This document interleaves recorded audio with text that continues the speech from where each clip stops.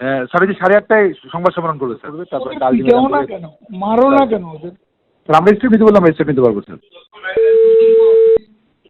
আসসালামু আলাইকুম স্যারের সাথে কথা বল। স্যার, আসসালামু আলাইকুম কি অবস্থা? স্যার। আসসালামু আলাইকুম স্যার, এই যে আমাদের সমাবেশ মাত্র শেষ করলাম, আর ওদের প্রোগ্রাম চলতেছে, 3000-এর মতো স্টুডেন্ট আছে।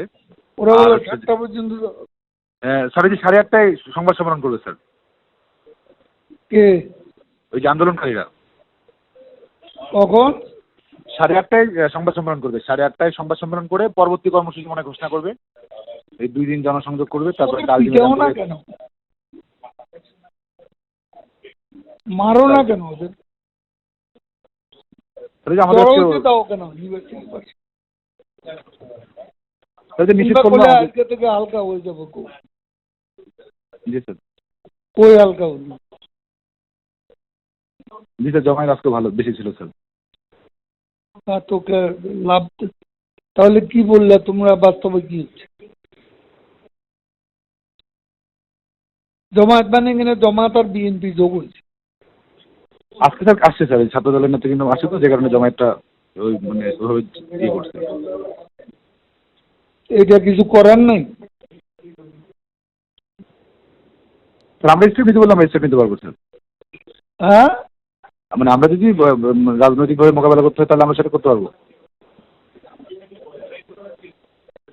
আজকে স্যার যে আমাদের নিষেধ করলো, শাহবাগের দিকে যেতেও তো আমাদেরকে নিষেধ করলো, বারবার ফোন দিয়ে বললো যে শাহবাগের দিকে বা অন্যদিকে আমরা যেন না যাই, বা ওদের মুখোমুখি যেন না হয়, এটাই তো বারবার বলতেছিল। কে? স্যার ওই যে আমরা যেন ওদের মুখোমুখি না যাই, এটার জন্য বারবার আমাদেরকে বলতেছিল আজকে। কে বলতেছে? এই ফোন দিয়েছিল সবাই, আমাদের পুলিশ প্লাস বিপ্লব দল যোগাযোগ করছিল।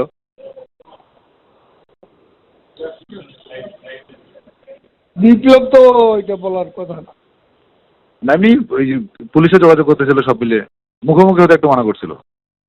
প্রথমবারের মতো প্রবাসীর সিটিতে শুরু হলো কমার্শিয়াল শপ বরাদ্দ। আপনার ব্যবসাকে দিন একটি আধুনিক ও সম্ভাবনাময় ঠিকানা। একই সঙ্গে নিশ্চিত করুন ভবিষ্যতে লাভজনক বিনিয়োগ। সীমিত সংখ্যক কমার্শিয়াল স্পেস এখন বুকিং চলছে। স্ক্রিনে প্রদর্শিত নাম্বারে আজই যোগাযোগ করুন এবং আপনার পছন্দের শপটি বুকিং নিশ্চিত করুন। স্পেস সীমিত, তাই দেরি নয়, আজই বুকিং করুন। প্রবাসীর সিটি, আপনার ব্যবসা ও বিনিয়োগের স্মার্ট সমাধান।